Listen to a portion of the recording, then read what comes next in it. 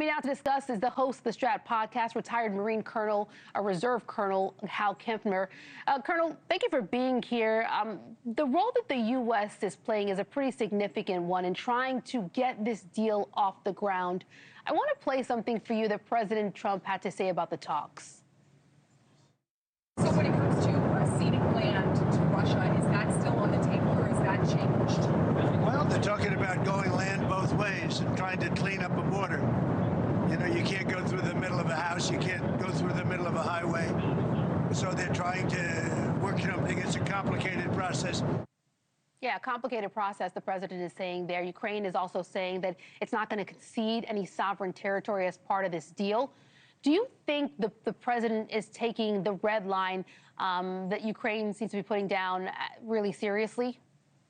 Well, Alicia, he is kind of hitting a red line issue that the Ukrainians have brought up, and the Europeans have brought it up several times, which is that is sovereign Ukrainian territory. And the proposal right now, the 28 points, has basically Ukraine giving up sovereign territory that Russia has not conquered.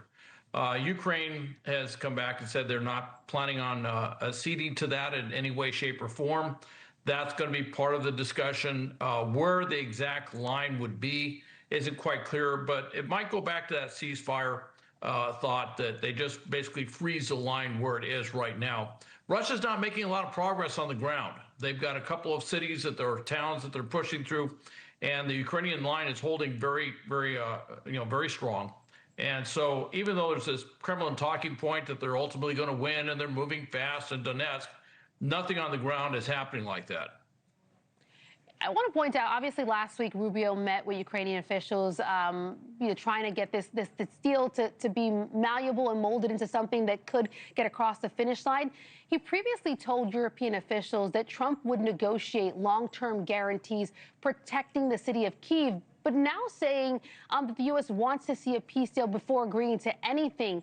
Do you think Ukraine would agree to any kind of deal without these securities?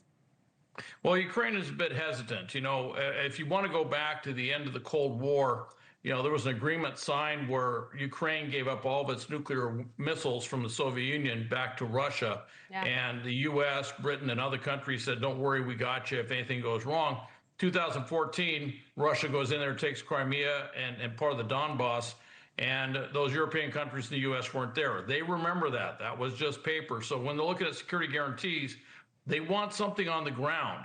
They want a trigger force, if you will, but they're also hesitant to give up this iron belt, this area in Donetsk Oblast that the Russians have never been able to get through. It is a very hardened defensive zone. It's been reinforced, and that would be one of the things on the 28 points they would have to give up. They don't want to give that up. They want to hold that. That's key terrain. It's also reinforced, and it helps prevent whatever Russia might do in the future.